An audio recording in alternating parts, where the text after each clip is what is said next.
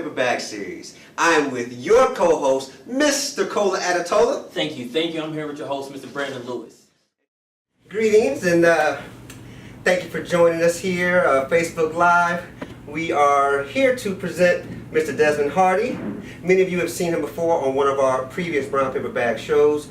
And since that moment, after that moment actually, I saw a lot of your fan base say, this guy, you need your own show. And then I had people that actually contacted me and just said, dude, he was amazing. Like, you really need to get him back on there. So we've been in conversations with how to bring you back and when will be a good time. And so I'm proud to announce that Desmond has started his own show, be the Brown Paper Bag Presents For Your Ears Only. All right, so thank you for joining us here, Desmond. To introduce yourself to the show, I want you to just tell us a little bit about yourself. Okay, no problem. I grew up here in Atlanta, Georgia. We're actually in the northeast suburb of Stone Mountain, Georgia. Went to school with Brandon back when we were less enlightened and woke.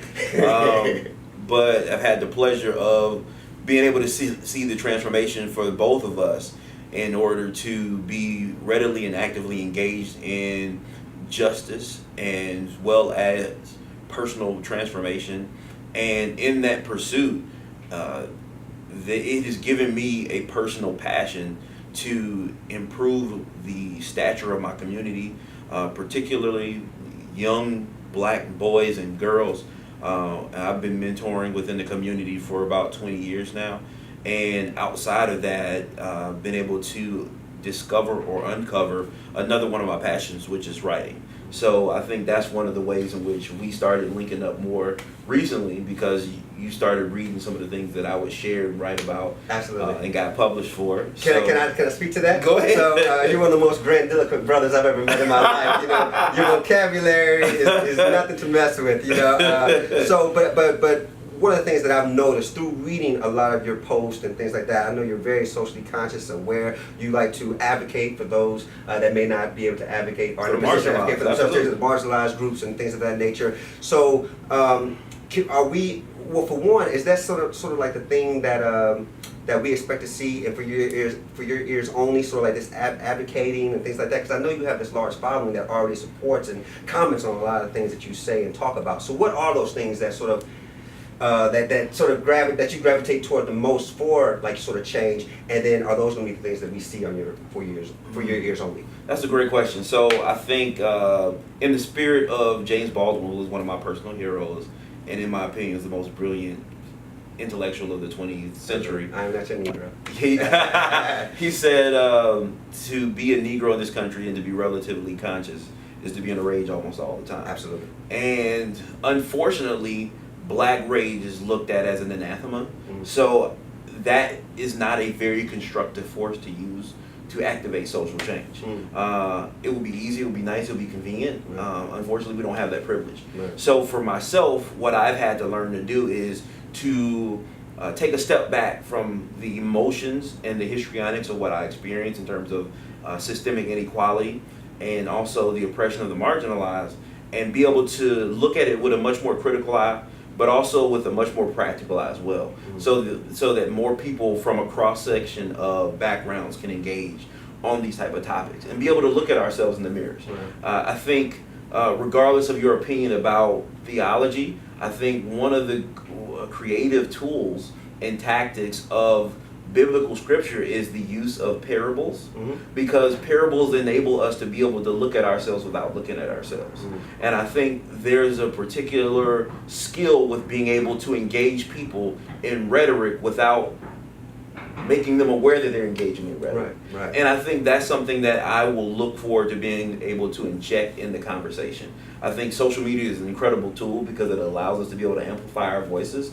However, unfortunately, the internet has made people famous for being famous. And I think there's a particular passion for people who are dedicated, focused, passionate, driven, and disciplined, but also have the passion for engaging and educating people within their sphere of influence. And I think Brown Paper Bag, and then also for myself, I think that's where there's a Venn diagram and there's an intersection of our interests. And I think that's the biggest aspect of the excitement Right. that I bring and the passion that I bring to For Your Ears Only.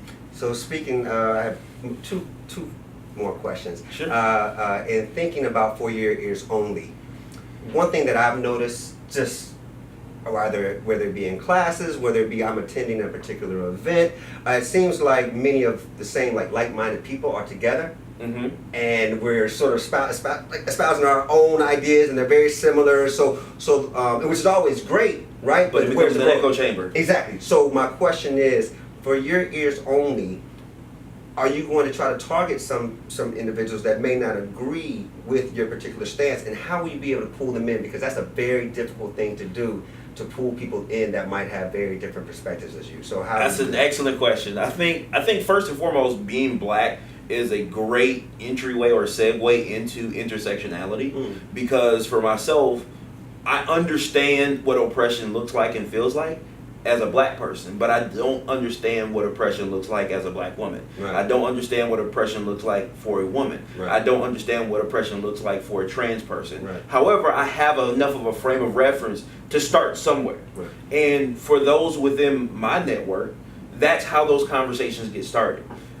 It's not perfect, it's not pretty all the times, and it's not always civil, but at least the conversation gets started. I wish I could tell you that I came out of the womb with this certain level of social awareness and responsibility, but I didn't. Right. This was something that I had to arrive to, and I arrived that way through interactions, multiple and surreptitious interactions throughout my life that got me to a level where I can understand these things from different people's perspective, and then also make sure that I could reconcile my values with my habits, behaviors, and then also the way that I apply those values on other people. For Your Ears Only. So I have one final question. Well, really, to be honest with you, it's really not even a question. It's more of a request. Sure. All right. Sure. So just to let y'all know the type of brother I'm sitting with and what I've been, you probably can already tell. I mean, he has a lot of great insight that to be honest with you captivate me, right? And I think that your knowledge, compassion, awareness, understanding of the world is contagious to a lot of people that either are in conversations with you or that read many of the things that you say, right? And I can tell that from the following and things like that I've seen that you have. Sure. But the question that the request that I was going to make is, I want you to kind of just off the top of your head, just so they kind of get a feel for who you are with some of the things, the ways that you see the world. I'm going to posit something for you, and I want you to just tell me what comes to mind. Okay. Donald Trump's most recent comment about other countries being shitholes.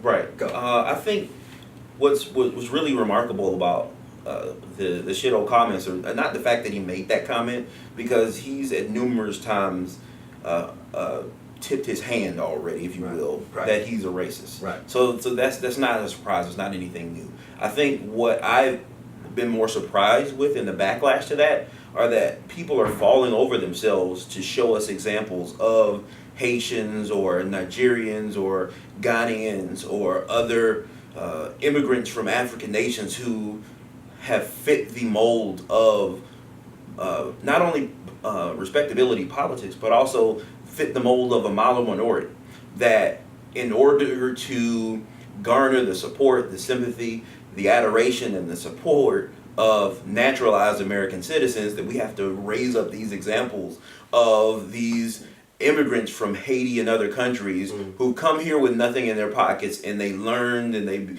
they dedicated themselves to academia, they dedicated themselves to a particular discipline or field, and they became not only excellent in those fields, but also excellent in the service of other Americans.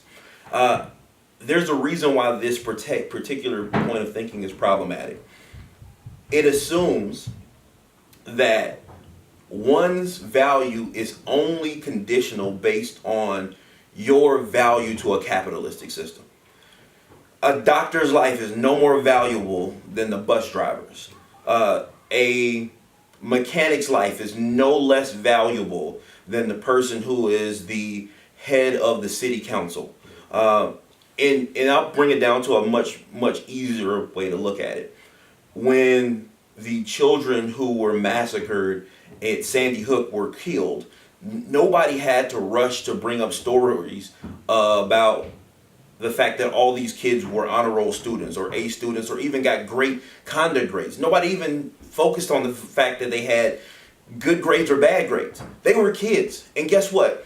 Implicitly, we understood that because they were children, their lives were precious and valuable. When the journalists were massacred in the Charlie Hebdo terrorist attacks in France, nobody had to rush to talk about the journalistic integrity of these journalists who were murdered and massacred. Why? Because it was implied that their lives were already valuable. And yet, in this instance where Donald Trump makes a comment about these countries, and I think this is actually pretty ironic that these countries that are called shitholes are actually countries where our country is actually robbing them of their rich natural resources and leaving them with nothing in return other than teenage missionaries who are unskilled, who are then, taking selfies with brown kids just so they can say that they built their character over the summertime. Right. But that's another parenthetical comment. Right. I think there's something inherently problematic about us reacting with a response that, hey, look at this guy right here. He came up with nothing in his pockets, and he came to America, and he worked hard, and he went to school, and he paid his way through college, and now he's a doctor, and he's saving lives. And you know what? There are immigrants who came to this country who were poor when they got here, and they're poor now. And guess what? Their lives are still valuable. There are folks who came to this country. There are folks who've been living in this country for 20 generations, and they were poor when they got here, and they're still poor now. And they're just as much as American citizens, and they're just as much as valuable as any immigrant that comes to the country as well. The value that we place on life is not conditional to the value within a capitalistic system. My value has nothing to do with my ability to earn or generate income. And I think the issue at hand is that we've been so conditioned to both respectability politics, especially for black and brown folks, but then also for the privileged black and brown folks, that we don't even understand when we are slighting those folks who are disproportionately marginalized by their socioeconomic status as well. For your ears only. Y'all better share that. Thank you so much, Desmond. I look forward to working with you. This brother's bad. All right. Appreciate you. Thank you all for tuning in. Make sure you share. For your ears only, coming soon. PaperBag.